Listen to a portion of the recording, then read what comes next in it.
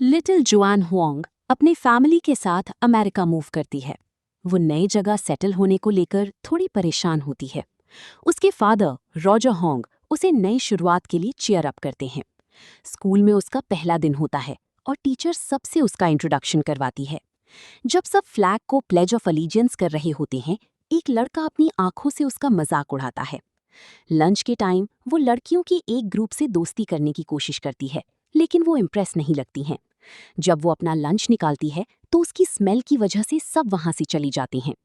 उसे humiliated feel होता है और वो अपना खाना फेंक देती है। उसकी माँ सोफिया होंग उसे स्कूल से लेने आती हैं। वो उसे उसके पापा के वर्क प्लेस ले जाती हैं, जो एक हाई स्कूल होता है जहाँ वो एक जैनिटर के तौर पर काम कर रहे होते हैं। अपनी बेटी को ग्रीट करने के बाद वो स्कूल के बारे में पूछते हैं और वो झूठ बोल देती है कि स्कूल फैंटास्टिक था और उसने बहुत सारे दोस्त बनाए हैं। उनका कोई फेस्टिवल होता है लेकिन वो नहीं आ सकते क्योंकि उन्हें देर तक काम करना है। जून अपने पापा के साथ रहना चाहती है और उसकी माँ उसे रुकने की इजाज़त दे देती हैं। वो स्कूल चेकआउट कर रही होती है जब वो नोटिस करती है कि वहाँ प्रॉम नाइट है। वो इवेंट देखने जाती है। प्रॉम क्वीन चूज करने का वक्त होता है। एक खूबसूरत लड़की टाइटल जीत जाती है। वो उसे क्राउन पहनाते हैं और सब उसका नाम चीयर करते हैं। वो ख्वाब देखती है कि एक दिन वो भी ऐसी ही बनेगी। जॉन अब टीनेजर हो गई है और उसे मेकअप का बहुत क्रेज है। उसे एक नोटिफिकेशन मिलता है कि स्कूल की सबसे पॉपुलर लड़की ओलिविया ने लाइव अनाउंस किया है कि उसे एक शो में रोल मिल गया है, इसीलिए वो इस साल प्रॉम क्वीन के लिए नहीं खड़ी होगी। वो ये खबर सुनकर बहुत खुश होती है क्योंकि ये उसके लिए एक बहुत बड़ा मौका है। जॉन ब्लॉन्ड और वाइट दिखने के लिए ईथॉन्स नाम का एक फिल्टर यूज करती है। वो पिक्चर पोस्ट करती है तो उसे ईथॉन से एक नोटिफिकेशन मिलता है। उसे एक मैसेज मिलता है कि वो इस फिल्टर की टॉप यूजर है और उसके पास लाइफ में एक ही बार मिलने वाली अपॉर्चुनिटी है। वो उसे इग्नोर करती है और खाना खाने चली जाती है। उसकी माँ उसे इतना मेकअप करने पर डांटती हैं। वो चाहती हैं कि वो इंग्लिश में बात करें, जो उसकी माँ को पसंद नहीं आता। उसके पापा गिटार की प्रैक्टिस कर रहे होते हैं और उसे ग्रीट करने के बाद वो अपने क्लीनिंग जॉब के लिए निकल जाते हैं। जॉन भी स्कूल के लिए निकल रही होती है जब उसकी माँ उसे लंच लेने की याद दिलाती हैं। स्कूल में वो अपनी बेस्ट फ्रेंड ब्रिंदा को पैसे के बदले अपना लंच दे देती हैं, क्योंकि ब्रिंदा को उसका खाना पसंद है। नैश नाम का एक लड़का उससे टकराता है जिस पर उसे क्रश होता है, लेकिन कॉन्फिडेंस की कमी की वजह से वो कोई मूव नहीं कर पाती। ओलिविया आती है। वो क्लाइमेट चेंज के बारे में अवेयरनेस फैलाने के लिए एक प्रमोशनल वीडियो बना रही है। वो इसके लिए एक स्किन बर्निंग कैंपेन भी शुरू करती है। वो फंड्स इकट्ठा करती है और एक टीचर को देती है जो क्लाइमेट चेंज की एडवोकेट है। वो पैसे लेने के बाद बस उसे थैंक्स कहती हैं, जो ओलिविया को मंजूर नहीं होता और वो रीशूट चाहती हैं। वो उनसे और एंथुजियास्टिक होने को कहती हैं। स्कूल में हर कोई उसका ट्रेंड फॉलो कर रहा होता है, लेकिन ब्रेंडा को लगता है कि ये स्टूपिड और रेसिस्ट है क्योंकि उनकी ब्राउन स्किन वाइट लोगों की तरह बर्न नहीं होगी। जॉन फिर प्रॉम क्वीन बनने के लिए उससे मदद मांगती है। स्कूल के बाद जॉन और उसकी माँ उसके डैड को काम से लेने जाते हैं। मैंशन की ओनर मिसेस एडम्स उन्हें अंदर आने देती हैं। वो उसे चाय ऑफर करती हैं। वो उसकी पिक्चर्स देखती हैं और अंदाजा लगाती हैं कि शायद वो किसी चैरिटी में काम करती हैं। वो चाय लेकर नीचे आती हैं जब कुछ टूटने की आवाज आती है और उसके पापा चिल्लाते हैं। वो वहां भागकर जाते हैं और देखते हैं कि एक टूटे हुए वाज की वजह से उनके खून निकल रहा है। वो मैंडरिन में कहते हैं कि ये पैसे उनकी सैलरी से काट लें जब तक कि वो पूरा पे नहीं कर देते, लेकिन जॉन ट्रांसलेट करती है और बताती हैं कि उसके पापा काफी सॉरी हैं। मिसेस एडम्स फ्रस्ट्रेटेड होती हैं लेकिन खुद को काम करती हैं। वो कहती हैं कि ठीक है, लेकिन अगर ऐसा फिर कभी हुआ तो उन्हें उनसे या उनकी अमीर दोस्तों से काम नहीं मिलेगा। घर वापस आकर जॉन और उसकी माँ यूट्यूब ट्यूटोरियल्स देखकर उसके पापा के हाथों पर टांके लगाते हैं। रॉजर अपनी बेटी को बताता है कि अपने हाथ की वजह से वो काम नहीं कर पाएगा और उसे क्लीनिंग की जिम्मेदारी संभालने की रिक्वेस्ट करता है। जॉन ख्वाब देख रही होती है कि वो प्रॉम क्वीन जीत गई है। सब चीयर कर रहे होते हैं और वो स्टेज पर होती है। अचानक वो खुद को क्लीनिंग वाले कपड़ों में देखती है जिसका चेहरा नहीं होता और सब डरी हुए लग रहे होते हैं। वो एक डरावने ख्वाब से जाग जाती है। एथनोस ने उसे फिर से मैसेज किया होता है जिसमें एक वीडियो लिंक होती है उनका रिवॉर्ड रिवील करने के लिए। स्कूल वापस आकर हर कोई प्रॉम क्वीन के लिए कैंपेन कर रहा होता है। वो भी अपना स्टॉल तैयार कर रही होती है और बुंदा भी उसकी मदद करने के लिए आ जाती है। उसका पोस्टर देखकर ब्रीना अपनी बनाई हुई बेहतर पोस्टर्स निकालती है जो उसने जोआन के लिए बनाई थी। एक्साइटेड होकर वो उन्हें बांटना शुरू करती है, लेकिन किसी को उसकी कोई परवाह नहीं होती। वो पुरानी प्रॉम क्वींस के सारी पोस्टर्स देखती है और वो सब की सब ब्लॉन्ड होती हैं। घर वापस आकर वो अपनी बाल ब्लॉन्ड डाई कर लेती है। उसकी माँ इससे नाखुश होती हैं, लेकिन उसके पापा उसे सपोर्ट करती हैं। जाने से पहले उसकी माँ उसे स्कूल से सीधा घर वापस आने को कहती हैं, क्योंकि वो उसके साथ डम्पलिंग्स बनाना चाहती हैं। स्कूल में ओलिविया उसे गलती से कोई और समझ लेती है। क्लास में ओलिविया फिर से कॉल करती है और उसे स्कूल के बाद नेल्स करवाने के लिए इनवाइट करती है। वो अपनी मॉम को कॉल करती है ये बताने के लिए कि उसे अपना असाइनमेंट खत्म करने के लिए स्कूल में रुकना पड़ेगा। वो शॉप पर जाती है और उसकी फ्रेंड्स ग्रेटा और कैट से मिलती है। वो पूछती है कि क्या वो मैंडरिन बोलती है और उनके लिए ट्रांसलेट करने को कहती है। वो ऐसा करती है और वो उसे ओनर से लोकल डिस्काउंट्स के बारे में पूछने को कहती हैं। लोकल डिस्काउंट्स उसके लिए तो अवेलेबल होते हैं, लेकिन उसकी फ्रेंड्स के लिए नहीं। वो ओनर से प्लीड करती है और वो मान जाती है। जून उससे पूछती है कि क्या वो प्रॉम क्वीन के लिए किसी को एंडोर्स करने का सोच रही है, क्योंकि इससे उसे फायदा हो सकता है। वो जिसे भी एंडोर्स करेगी वो जीत जाएगा।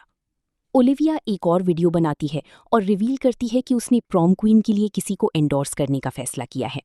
वो जून को उसकी मदद के लिए थैंक्स कहती है और उसे गले लगाती है, लेकिन उसकी बालों की काली रूट्स देखकर वो उसे क्रिटिसाइज करती है और अपनी फ्रेंड्स के साथ चली जाती है। जून अपनी काली रूट से छुटकारा पाने के लिए सर्च कर रही होती हैं जब ईथन उसे फिर से मैसेज करता है। वो उस जगह जाने का फैसला करती है और देखती है कि वो एक सुनसान शॉप होती है। एक गार्ड उसका नाम कंफर्म करता है और फिर एक पॉश रिसेप्शन का दरवाज़ा खोलता है। वो अंदर जाती है और उन लोगों की प्रमोशनल वीडियोस देखती हैं जो उस जगह आ चुकी हैं। रिसेप्शनिस्ट उसे बैठने के लिए कहती है। स्क्रीन पर लोग कह रहे होते हैं कि सर्जरी के बाद उनकी ज़िंदगी कैसे आसान हो गई है और वो अब कितनी सक्सेसफुल हैं। डॉक्टर विली सिंगर बाहर आते हैं और कहते हैं कि वो वहाँ जवान चेहरे देखकर कितनी खुश हैं। वो उसे अपना प्रमोशनल वीडियो दिखाते हैं। वो लोगों से पूछते हैं कि क्या वो वाइट लोगों से हरास होकर थक गई हैं, क्या उनके साथ रंग की वजह से डिस्क्रिमिनेशन हो रहा है जैसा कि उनके साथ होता था, लेकिन अब ऐसा नहीं है। उन्होंने एक नई टेक्नोलॉजी डेवलप की है जो उन्हें एक वाइट इंसान में बदल देगी। अगर तुम उन्हें हरा नहीं सकते तो फिर हरा दो। जुआन हैरान होती है और पूछती है कैसे। वो फिर रिसेप्शनिस्ट को जुआन को अपनी पुरानी पिक्चर्स दिखाने के लिए कहते हैं और गार्ड को भी ऐसा ही करने के लिए बुलाते हैं। वो कहता है कि सर्जरी के बाद उसकी ज़िंदगी आसान है। डॉक्टर सिंगर फिर अपनी पिक्चर दिखाते हैं और कहते हैं कि वो एक डॉक्टर थे और इस फील्ड में सबसे बेहतरीन में से एक थे, लेकिन अपने रंग की वजह से उन्होंने देखा कि लोग उनके ऊपर प्रमोशंस ले रहे थे सिर्फ इसलिए क्योंकि वो वाइट और अमीर थे। इसलिए उन्होंने अपनी जॉब छोड़ दी और इस कंपनी में उन जैसे लोगों की मदद करने के लिए शुरू किया। रेस में फेयर कंपटीशन के लिए सच्ची इक्विटी की ज़रूरत होती है।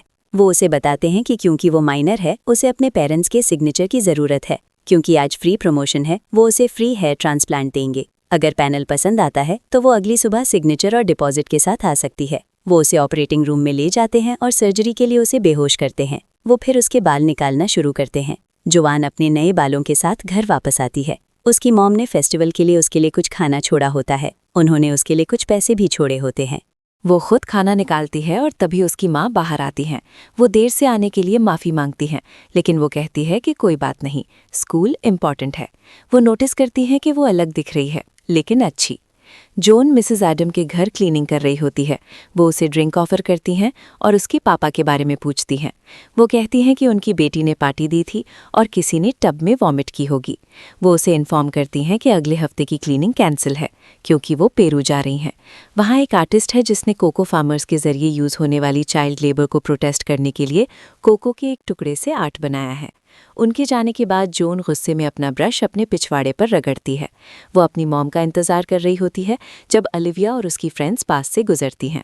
वो अपना चेहरा छुपाने की कोशिश करती है, लेकिन वो उसे पहले ही नोटिस कर चुके होते हैं। वो उसे मैसेज करने के बारे में सोच रही होती है, लेकिन डिसाइड नहीं कर पाती। बिंदा ने उसे कैंपेन के बारे में मैसेज किया होता है, लेकिन वो उसे बिल्कुल इग्नोर करती है और ओलिविया को मैसेज करती है। अगले दिन स्कूल में वो देखती है कि उसके पोस्टर्स ख़राब किए हुए होते हैं और लोग हंस रहे होते हैं। वो पोस्टर्स फाड़ देती है और बाहर भाग जाती है। वो आखिरकार सर्जरी करवाने का फैसला करती है। वो अपनी मॉम को साइन करने के लिए पेपर देती है, ये कहकर कि ये फील्ड ट्रिप के लिए है। अनजान होकर वो उस पर साइन कर देती हैं। वो जॉन को कहती हैं कि इन अजीब बालों के साथ भी वो अब भी अपने पापा जैसी ही दिखती है। अगली सुबह वो ऑपरेशन के लिए ईथॉन्स जाती है। डॉक्टर सिंगर उसे बेहोश करते हैं। एक वीडियो सॉन्ग चलता रहता है कि वाइट होना कितना अच्छा है, वाइट होकर जिंदगी कितनी आसान है। वो जागती हैं और डॉक्टर सिंगर पूछते हैं क्या गाना अच्छा नहीं है। वो फिर कहते हैं कि वो अब खुद को देखने के लिए तैयार है। जोन जिस पल खुद को देखती है उसकी आंखों में आंसू आ जाते हैं। वो फिर अपने नए चेहरे के साथ अपने घर पहुंचती है। उसके पेरेंट्स उसे देखते हैं और पूछते हैं कि वो कौन है और वो शायद गलत घर में है। जोन कहती है कि ये मैं हूँ। उन्हें अजीब लगता है और वो उसे निकालने की कोशिश करते हैं, लेकिन वो उनकी पर्सनल डिटेल्स के बारे में बात करना शुरू करती हैं, जैसे कि घर में हर चीज़ कहाँ रखी है। उसने अभी अपना चेहरा बदलने के लिए सर्जरी करवाई थी। रॉजर को अभी यकीन नहीं होता और वो उसे निकालने की कोशिश करता है। तभी जोन उनका फेवरेट गाना गाना शुरू करती है। वो शॉक्ड होते हैं, उनके पास अल्फाज नहीं होते, लेकिन आखिरकार यकीन कर लेते हैं कि वो उनकी बेटी है। वो कंपनी का ब्रोशर देती है। उसे देखकर उसकी माँ कहती हैं कि ये इम्पॉसिबल है। वो पूछती हैं कि वो ऐसा कैसे कर सकते हैं, क्योंकि वो अब भी माइनर है। वो रिवील करती है कि उसने उन्हें धोखा दिया। वो उसे ईथॉन के ऑफिस ले जाते हैं और डॉक्टर की डिमांड करते हैं। सिंगर उसे फिर से देखकर खुश होता है, लेकिन उसकी माँ डिमांड करती हैं कि वो उसे वापस बदल दे। सिंगर कहता है कि ये प्रोसीजर परमानेंट है, जैसा कि उस पेपर पर लिखा था जो उन्होंने साइन किया था। वो कहती हैं कि उनकी बेटी ने उन्हें धोखा दिया, लेकिन सिंगर कहता है कि अब वो कुछ नहीं कर सकता। वो रिफंड मांगते हैं, लेकिन ऐसा कुछ नहीं होता और डॉक्टर सिंगर चले जाते हैं। सिक्योरिटी उन्हें भी बाहर फेंक देती है। उसकी माँ उसे गालियाँ देना शुरू करती हैं। जोन कहती है कि चाइनीज़ होने ने उसे कमज़ोर बनाया था, अब वो एक असली अमेरिकन की तरह अपनी सच्ची ज़िंदगी जी सकती है। उसकी माँ कहती है कि उसने अपनी आइडेंटिटी डिस्ट्रॉय कर दी, लेकिन जोन मानती है कि उसकी अकेली गलती ये है कि उसने ये पहले नहीं किया। सोफिया उसे मारने की कोशिश करती है, लेकिन रॉजर उसे रोक देता है। उसके जाने के बाद रॉजर कहता है कि वो उसकी आंखों में अपनी दादी को देख सकता था, लेकिन अब वो अपनी ही बेटी को नहीं पहचान पा रहा। ब्रीन ने काफ़ी सारे मैसेजेस भेजे होते हैं, लेकिन जोन उन्हें इग्नोर कर रही होती है। वो अपने नए चेहरे से खुश होती है, लेकिन देखती है कि उसकी स्किन उतर रही है। वो उसे छील कर निकाल देती है और इग्नोर कर देती है। वो स्कूल आती है और अपना इंट्रो LA से आई हुई जो हंट के तौर पर करवाती है। वो अपने क्रश नैश के बराबर में बैठी होती है।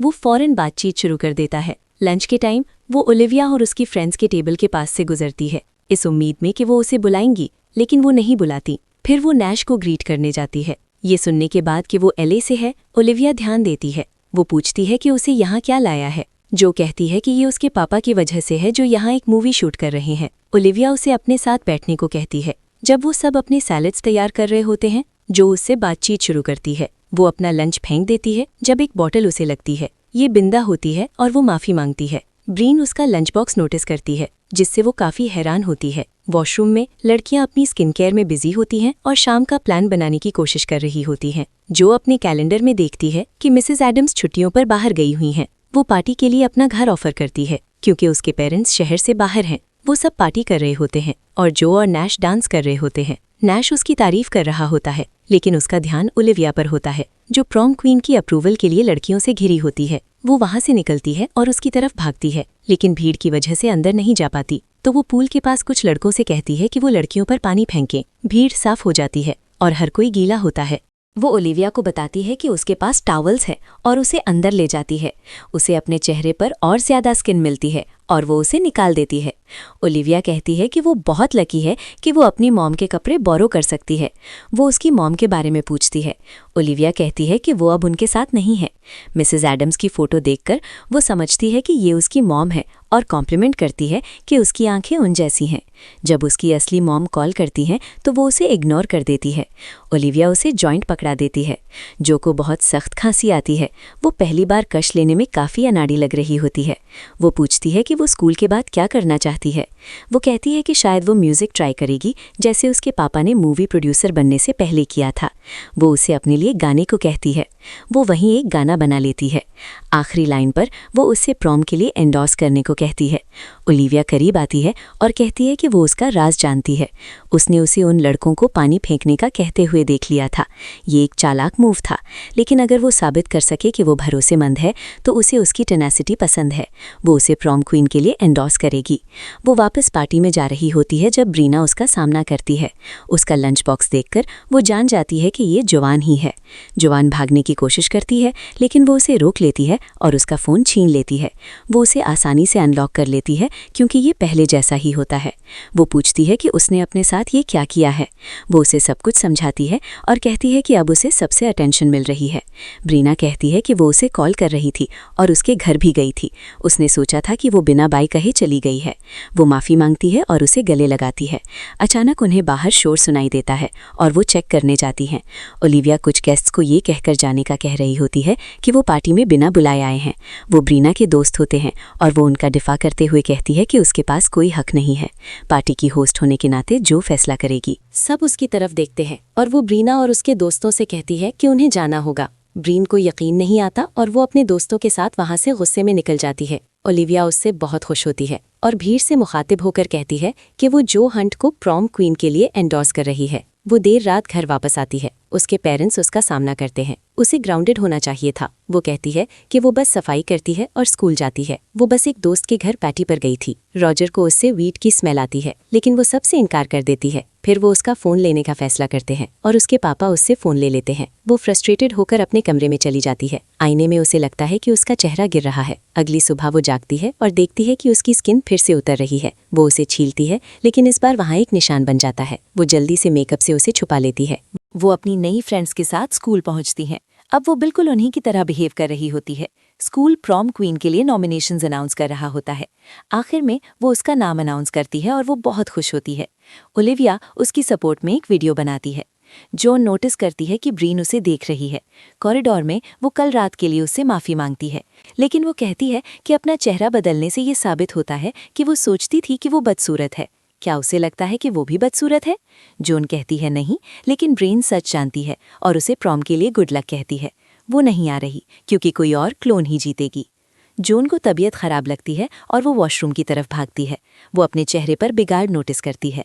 वो जल्दी से क्लिनिक जाती है जहां अब बहुत भीड़ होती है।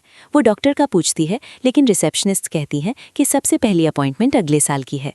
फिर वो उसे अपनी प्रॉब्लम दिखाती है। वो कहती है कि ये काम साइड इफ़ेक्ट है और उसे इलाज के लिए एक जेल और टेप देती है। वो अपने कमरे में उसे अप्लाई करती है जब उसके पेरेंट्स अंदर आने की कोशिश करते हैं। वो दरवाज़ा बंद कर देती है। वो उससे बात करना चाहते हैं। वो अपना चेहरा छुपाती है और फिर दरवाज़ा खोलती है। सोफिया उसे इन्फॉर्म करती हैं कि उसके पापा को नौकरी से निकाल दिया गया है क्योंकि कोई मिसेस एडम्स के घर में घुसा था और वहाँ एक बड़ी पार्टी की थी। उन्होंने कैमराज भी डिसेबल कर दिए थे, इसीलिए उन्होंने हर उस शख्स को निकाल दिया जिसकी उनके घर तक रसाई थी।